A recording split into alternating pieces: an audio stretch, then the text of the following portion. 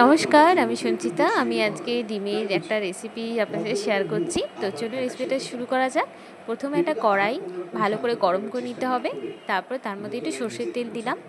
আর ৩টে ডিম দিয়ে করছি, তো ডিমগুলো আমি আগেই সেদ্ধ করে রেখেছিলাম। তার উপরে একটুখানি নুন, একটু হলুদ দিয়ে ভালো করে ম্যারিনেট করে নেবো।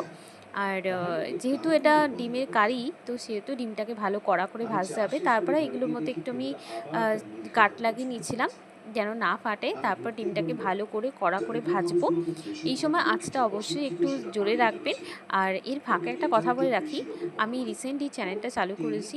তো আপনারা প্লিজ আমার চ্যানেলটা একটুখানি দেখবেন এবং ভিডিওসগুলো দেখে যদি আপনাদের ভালো লাগে তাহলে অবশ্যই সেটা লাইক করবেন, কমেন্ট করবেন, শেয়ার করবেন। আর আপনাদের ওপিনিয়ন ভীষণ দরকার। তো এখানে একটা পেস্ট বানিয়ে রেখেছিলাম। এখানে আমি একটা টমেটো, একটা পেঁয়াজ আর ৩-৪টে শুকনো লঙ্কা দিয়ে পেস্ট করে রেখেছিলাম।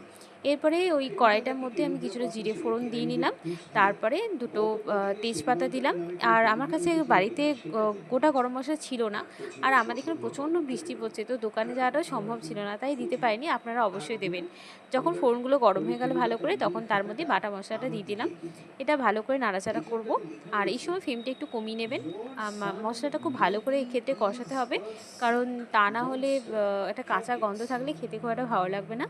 একটুখানি ধীরে সুস্থে এই রান্নাটা করলে খুব খেতে ভালো লাগবে। এই রান্নাটা মানে আমার তো ভীষণই প্রিয়। এটা দেখবেন অনেক সময় রুটি দিয়েও এটা খাওয়া যায়, ভাতের সাথেও এটা খাওয়া যায়। তো দেখতেই পাচ্ছেন কিছুক্ষণ আমি চাপা দিয়ে রেখে দিয়েছিলাম। দিয়ে তারপরে এটা ভালো করে কষিয়ে নিচ্ছি। তারপরে এক এক করে গুঁড়ো মশলাগুলো দিয়ে দেবো। একটু হলুদ গুঁড়ো দিলাম, একটু লঙ্কা গুঁড়ো, আর একটু ধনে জিরে গুঁড়ো দিয়েছিলাম। খুব অল্প মশলা দিয়েই করেছি, কারণ বেশি মশলা দেওয়ার দরকার নেই, এমনিতেই খুব টেস্টি হয় এই রেসিপিটা। ডিমের তো বিভিন্ন রকম রেসিপি। আমার তো মনে হয় যে ডিম খেতে আমরা বাঙালিরা তো ভীষণই ভালোবাসি। ডিমটা বেশ তাড়াতাড়ি হয়েও যায়, খেতেও ভালো লাগে। তো তারপরে মশলাটা ভালো করে লো ফ্লেমে কষিয়ে নেব। আর আপনারা কিন্তু প্লিজ আমার ভিডিওসগুলো দেখবেন আর আপনাদের ওপিনিয়ন আমার সাথে শেয়ার করবেন। তারপর মশলা ধোয়া জলটা দিয়ে দিলাম। দিয়ে ভালো করে নাড়িয়ে চাড়িয়ে নিতে হবে এবং যতক্ষণ না এটা ফুটে যায় ততক্ষণ অবধি এটাকে চাপা দিয়ে রেখে দেবো। এর মধ্যে আমি একটু নিজের যতটা টেস্টের অনুযায়ী একটা বা যতটা দরকার ততটা অনুযায়ী একটু নুন দিয়ে দিলাম। নুনটা দিয়ে ভালো করে মিশিয়ে নেব। আর এখানে আমি চিনি দিলাম, এটা অপশনাল। যদি আপনারা চিনি অনেকেই খেতে পছন্দ করেন না, তো সেটা দেবেন না। যারা পছন্দ করেন দেবেন। তবে হ্যাঁ, এরকম কারি ধারির ক্ষেত্রে কিন্তু একটু ডিম দিলে একটু হালকা মিষ্টি হলে, মিষ্টি ভাব থাকলে ভালো লাগে। তো তারপরে আমি কিছুক্ষণ চাপা দিয়ে রেখে দিয়েছিলাম। তারপরে যখন এরকম করে ঝোলটা ফুটে উঠবে, তখন তার মধ্যে আমি ডিমগুলো এক এক করে মিশিয়ে দেবো। আমার একটা ডিম একটু ফেটেও গিয়েছিল, তো একটুখানি সাবধানে সেদ্ধ করবেন, কারণ আমার অনেক সময় ছাড়াতে গিয়ে না বেশিরভাগ সময়ই ডিম কিন্তু একটু অসুবিধা হয়ে যায়।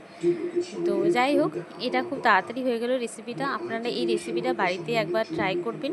আমরা বিভিন্ন জনের ডিমের কারি বিভিন্নভাবে করে থাকি। আমি খুব সোজা পদ্ধতিতে দেখালাম যেভাবে আমি বাড়িতে রান্না করি। তো আপনারাও এটা একবার বানাবেন এবং আমাকে জানাবেন কেমন